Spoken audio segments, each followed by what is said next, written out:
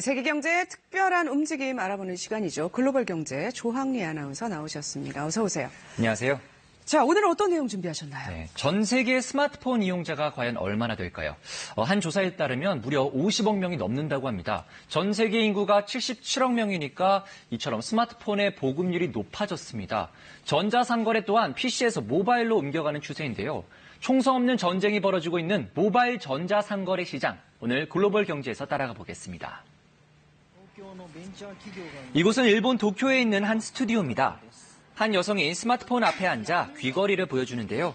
자세히 들어보니 중국말입니다.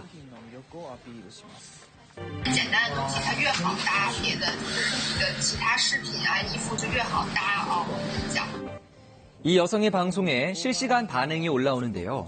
상품을 자세히 보여달라거나 상자에서 꺼내달라는 등의 요청이 이어집니다. 이들은 생방송 중 판매되는 상품이 마음에 들면 구매하기도 하는 잠재적 고객들입니다. 그러니까 스마트폰으로 이제 실시간 생방송을 하면서 판매도 실제로 하는 그런 거네요. 네, 과거에는 TV 홈쇼핑을 많이 이용하셨죠. 그러다가 인터넷으로 비교 검색을 할 수 있는 PC를 넘어서 이제는 더 간편한 스마트폰을 사용을 합니다. 이 스마트폰에서 스트리밍 기술을 통해서 제품을 판매하는 방식, 이른바 라이브 상거래입니다. 네.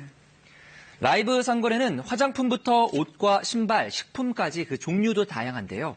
단순한 판촉을 넘어서 제품의 사용 방법과 노하우를 알려주는 등 콘텐츠가 있다는 점이 가장 큰 특징입니다. 그만큼 판매자의 역할이 핵심적인데요. 일본에서는 이런 쇼호스트, 판매자를 키 오피니언 리더, 줄여서 KOL이라고 부릅니다. 현재 중국에서만 50만 명 이상, 일본에서는 적어도 1000명이 활동하는 것으로 추정됩니다. 그리고 또 하나 여기서 주목할 점은 라이브 상거래의 주 타겟층은 중국 소비자들이라는 점입니다. 그게 좀 특징적인 건가요? 라이브 상거래에 특별히 더 중국 고객들이 더 많이 몰린다. 방금 말씀은 일본의 라이브 상거래인데 이 고객은 중국인이라는 그렇군요. 점입니다. 일본에서 라이브 상거래를 하는데 고객들은 주로 중국인들을 타겟으로 하는 그런 라이브 상거래가 실제로 방송이 되고 있다. 이런 말씀이시네요. 맞습니다. 이 NHK는 스마트폰을 통한 라이브 상거래 규모가 연간 10조엔 108조 원에 달한다고 전했습니다. 일본 기업들은 이 라이브 상거래로 판로를 찾고 있습니다. 야마나시현에 있는 보석업체 40여 곳도 매출 부진에 시달리다가 최근에 이 시장에 뛰어들었습니다. ライブ配信でより何万人何千人の方にご覧いただけるこういった形で中国のその巨大なマーケットに挑戦できるというのはとても魅力的な話だと思います。 한 보석업체는 라이브 상거래로 마케팅 비용은 물론 시간도 아꼈다고 전했는데요. 소비자 참여도가 높아서 제품에 대한 즉각적인 반응을 통해서 아이디어를 얻었다며 만족감을 드러냈습니다. 그리고 라이브 상거래의 최대 강점은 매출 효과입니다. 실제로 지난해 일본의 한 생활용품 기업은 단 몇 초 만에 비누 10,000개를 완판시켰고요. 한 유명 판매자는 10분 생방송으로 건조기 7만 대 이상을 팔아치웠습니다. 엄청난 숫자인데요. 10분 만에 7만 대. 그러니까 중국인 고객들이 라이브 상거래를 더 신뢰하는 모양이에요. 우선 중국인들은 이 모바일 휴대폰 결제가 카드나 현금처럼 익숙합니다. 그리고 중국인들이 거리 매장보다는 온라인 쇼핑몰을 더 신뢰하기 때문이라는 분석이 있는데요. 업체 관계자 인터뷰 직접 들어보시죠. もしかしたら偽物かもしれないっていうのが中国の文化でありまして、本当に質問がもうライブで質問を投げることができる。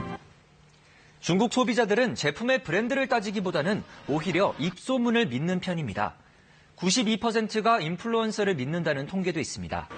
가장 큰 이유는 위조품이나 모조품, 이른바 짝퉁 때문입니다. 실제로 전 세계 위조품의 절반가량이 중국에서 만들어지고 있습니다.